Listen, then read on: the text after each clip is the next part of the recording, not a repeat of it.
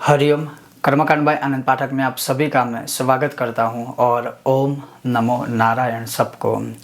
प्रबोधिनी एकादशी या जिसे हम देव उठनी एकादशी कहते हैं, और जिस दिन मतलब भगवान जागृत अवस्था में वापस आते हैं या भगवान उठते हैं जो हमारी कथाओं के अनुसार, वह उसका महत्व कितना बड़ा है जो स्वयं साक्षात महादेव जी ने भी बताया है। और उसके अलावा भी देवी देवताओं ने इसका महात्म्य, प्रबोधिनी एकादशी का, देव उठनी एकादशी का महात्म्य हमारे पुराणों में, वेदों में, व्रतों के सभी ग्रंथों में बताया हुआ है। तो आज मैं पॉइंट टू पॉइंट जो संक्षिप्त में इस पूरी एकादशी का महत्व जो शास्त्रों में कथित और उसका करने से या उसको करने से जो भी फल आदि प्राप्त होते हैं, जो साक्षात महादेव जी के मुख से स्वयं कथित है, वह मैं आज आपको श्रवण करवाऊंगा। अगर आपको यह विषय वीडियो पसंद आता है तो लाइक कीजिए, शेयर कीजिए, चैनल पर नए हो तो सब्सक्राइब करके घंटी का आइकन अवश्य दबाइएगा। सबसे पहले ये जानिए कि प्रबोधिनी अर्थात देव उठनी एकादशी कब है। तो इस वर्ष 23 नवंबर गुरुवार को एकादशी है और उसी दिन से भीष्म पंचक व्रत का भी आरंभ होता है और उसे देव उठनी एकादशी भी कहते हैं। अब भगवान महादेव जी स्वयं ही कार्तिक जी को कहते हैं कि प्रबोधिनी एकादशी का महात्म्य आप सुनिए। यह ऐसी एकादशी है जिसको करने वाला मनुष्य सभी प्रकार के पापों को अपने ही द्वारा भस्मीभूत कर देता है और पुण्य को प्राप्त करने वाला होता है। उस साधक को, उस भक्त को जो यह एकादशी का व्रताचरण करता है, उसको सभी प्रकार के पुण्य की प्राप्ति होती है और मोक्ष की प्राप्ति होती है। आगे भगवान कहते हैं कि समुद्र से लेकर सरोवरों तक जितने भी तीर्थ है, वे सभी तीर्थ गरजते हैं जब तक कि कार्तिक में श्री हरि की प्रबोधिनी तिथि नहीं आती। प्रबोधिनी को एक ही उपवास से सहस्त्र अश्वमेघ 100 राजसूय यज्ञों का फल मिल जाता है। ऐसा भगवान साक्षात स्वयं कहते हैं कि यह एकादशी करने से 1000 अश्वमेघ यज्ञों का फल प्राप्त होता है और 100 राजसूय यज्ञों का फल प्राप्त होता है। यह तीनों लोकों में अत्यंत दुर्लभ मानी गई हुई एकादशी है। यह जो एकादशी है वो हरि कृपा देने वाली है और इस दिन अगर कोई मनुष्य एकादशी का उपवास करता है प्रबोधिनी का, तो वह अनायास ही ऐश्वर्य, संतान, ज्ञान, राज्य और सुख को प्राप्त कर लेता है। 10 प्रकार की लक्ष्मी को प्राप्त करता है। मनुष्य के किए हुए मेरु पर्वत के समान बड़े बड़े जो पाप भी होते हैं, वह सिर्फ केवल यह एक एकादशी करने मात्र से ही वह नष्ट हो जाते हैं। प्रबोधिनी एकादशी में फिर जागरण का भी बहुत बड़ा महत्व है और खास करके जैसे मैंने कुछ समय पहले एक वीडियो भी बनाया था, जो शास्त्रों में कथित है कि अगर एकादशी में जागरण जो कोई करता है तो उसका फल क्या होता है। तो वैसे ही भगवान महादेव जी भी कहते हैं कि अगर इस प्रबोधिनी एकादशी में कोई भी मनुष्य जगराता करता है तो उसके हजारों जन्म की हुई पाप राशि जो रुई के ढेर के समान ही भस्मीभूत हो जाती है क्षण मात्र में। रात्रि में जागरण करते समय फिर क्या करना चाहिए, तो पूरी रात जब कोई मनुष्य या साधक जो भी यह उपवास एकादशी करता है तो भगवत संबंधी जैसे विष्णु सहस्त्र का पाठ कर सकते हैं, वाद्य, भजन, कीर्तन, नृत्य आदि कर सकते हैं, भागवत महापुराण, भगवत गीता या कोई भी अपने इष्ट देवता के अनुसार किसी भी आध्यात्मिक ग्रंथ का पठन पाठन कर सकते हैं या रात्रि में अनुष्ठान भी कर सकते हैं। फिर जैसे भगवान विष्णु के सामने धूप हो, दीप हो, नैवेद्य अर्थात भोग लगाना हो, पुष्प की माला या पुष्पार्पण करना हो, भगवान विष्णु की मूर्ति या प्रतिमा के सामने जैसे उनको टीका लगाना हो, यह सारी चीज़ें करने से भगवान विष्णु प्रसन्न होते हैं और उसके पश्चात हरि कृपा प्राप्त होती है। उसी प्रकार से जब यह एकादशी जब आप करते हैं प्रबोधिनी एकादशी, तो उसमें जैसे ब्रह्मचर्य का पालन करना अवश्य ही आवश्यक होता है। सत्य भाषण अर्थात झूठ न बोलना, किसी की निंदा न करना, किसी को किसी भी प्रकार के अपशब्दों की परिभाषा से संबोधित न करना, फिर निद्रा का त्याग करना, क्रोध नहीं करना, उत्साह रखना, आलस्य का त्याग करना और भगवान की परिक्रमा तथा नमस्कार न करना, ये जो अवगुण है इस एकादशी को त्यागने चाहिए।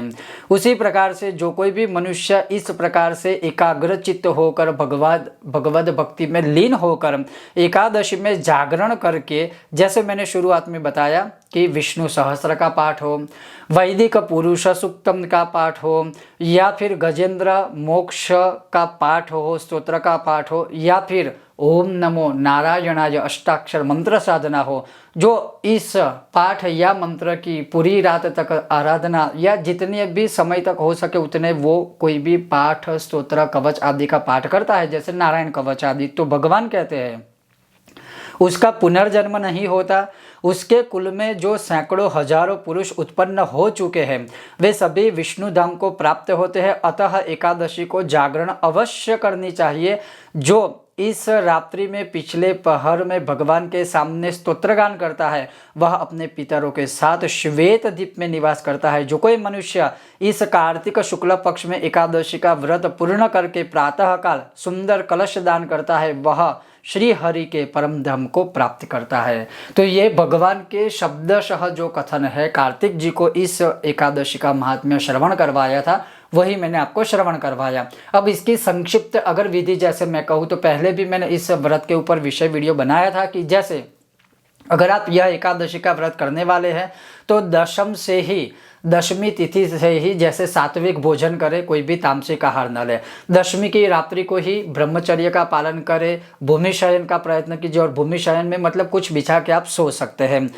जितना हो सके ब्रह्म मुहूर्त में उठने का प्रयत्न कीजिए। आप अपना जो नित्य क्रम पूजा पाठ स्नान आदि संध्या वंदन करते हैं वो कर लीजिए। उसके पश्चात प्रातःकाल जब एकादशी जैसे होती है और जैसे इसमें बताया है कि भगवान विष्णु कृष्ण हरि स्वरूप जो भी आपके सामने है या आपके घर में मंदिर में है, शालिग्राम स्वरूप भी अगर है तो भी चलेगा, तो उनकी यथाशक्ति जैसे टीका लगाना हो, पुष्पमाला पहनाना हो, जो एक उपचार पूजा होती है, पंचोपचार मानसोपचार, ये सारी पूजा वो कीजिए सुबह। फिर पूरा दिन क्रोध का त्याग कीजिए, किसी की निंदा न करे, जो भी मतलब एक प्रकार से कहे कि जो न करने लायक कर्म है उसका त्याग कर दीजिए। फिर एकादशी की रात्रि में जागरण करना है। उससे पूर्व ये भी कह दूं, जो उपवास के विषय में बहुत बार बोल चुका हूँ, फिर से मैं पुनः आपको कहता हूँ कि अगर आप उपवास करना चाहते हो और जैसे भगवान ने भी कहा है जो कोई भी उपवास करता है तो उसे कितना फल प्राप्त होता है, तो अश्वमेध यज्ञ है, राजसूय यज्ञ का फल प्राप्त होता है। और उस उपवास की अगर परिभाषा में बात करें तो आप चाहे तो पूरा दिन केवल फलाहार कर सकते हो, अन्न का आहार न करके भी।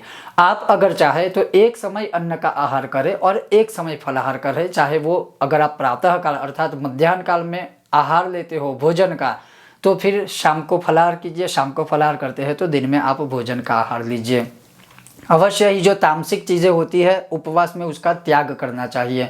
या फिर आप चाहे स्वस्थ हो तो पूरा दिन भी उपवास कीजिए, लेकिन जो गर्भ अवस्था में उन्हें उपवास नहीं करना चाहिए। शास्त्र का विधान है, छोटे बच्चे हैं, बड़े हैं, बुजुर्ग है और जो बीमार है, अस्वस्थ है, उन्हें उपवास करने की आवश्यकता नहीं है। जो अपने हिसाब से अपनी अनुकूलता के अनुसार, स्वास्थ्य के अनुसार आप जो भी व्रत है, पूजा पाठ, मंत्र सूत्र आदि कर सकते हैं।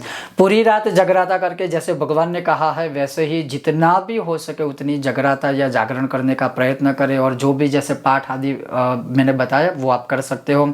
उसके अलावा प्रातः काल जैसे कलश का दान होता है तो आप अपनी शक्ति के अनुसार तांबे का कलश लेके उसके साथ श्रीफल है, अपनी स्थिति के अनुसार जो भी चाहे वो दान कर सकते हैं।